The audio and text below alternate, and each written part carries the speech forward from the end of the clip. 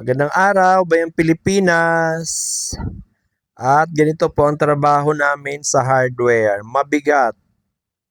Mabigat po ang trabaho namin sa hardware. Ayan, magbubuhat po sila ng bakal, nagbubuhat sila ng semento, at kung ano-ano pa. So, may nag-comment po kasi doon sa una kong post na dahil maraming karga yung isang forward namin, nagkakarga yun ng 300 or 250 hanggang 300 na semento. Ay nag-comment po siya, mabigat daw po ang trabaho ng mga tao namin. Opo, mabigat po talaga. Dahil ang isang semento po ay nagtitimbang ng 40 kilos. At lahat naman po talaga ng trabaho ay mabigat. Ito po yung masasabi ko dun sa nag-comment. Lahat po ng trabaho ay mabigat. Kahit naman nasa office ka, ginagamit mo pa rin naman yung mental strength mo doon or yung pag-iisip. So ako kahit sa office ako, sumasakit na yung ulo ko lalo pag maraming expenses. Opo. At dito naman sa workforce namin, pinapawisan po sila. So, mabigat po talaga ang trabaho kahit saan naman. Wala mong po magaan na trabaho. Ang hindi lang po siguro mabigat na trabaho ay yung wala kang trabaho, yung tamad. Yun, yun na lang po yun, yung walang trabaho, yun po yung magaan. Oo, pero paano ka naman kakain? Paano ka makakatulong sa pamilya mo kung hindi ka magtatrabaho? So, lahat po ng trabaho expected po, mahirap at mabigat. Ganun lang po yun. So, ayan, ganyan ang trabaho namin dito. Ang mga empleyado naman po namin dito, talagang mabigat ang trabaho, pero yung sahod naman po namin ay tama naman po, sumusunod po kami sa Department of Labor, sa mandato po ng batas. So, may overtime pay, may mga benefits, at minimum po ang simula ng mga sahod nila. At karamihan po sa kanila ay above minimum.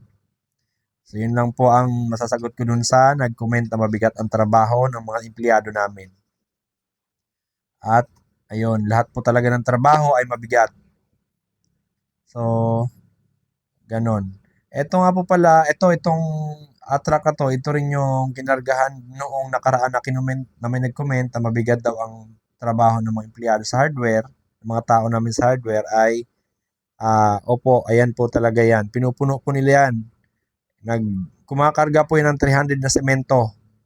So, ang 300 times 40 mo, so nasa 12 tons ang kinakarga niyan. Isipin mo, 12,000 kilos ang dumadaan sa kanila. Minsan dalawa lang ang pahinante o minsan nga isa lang.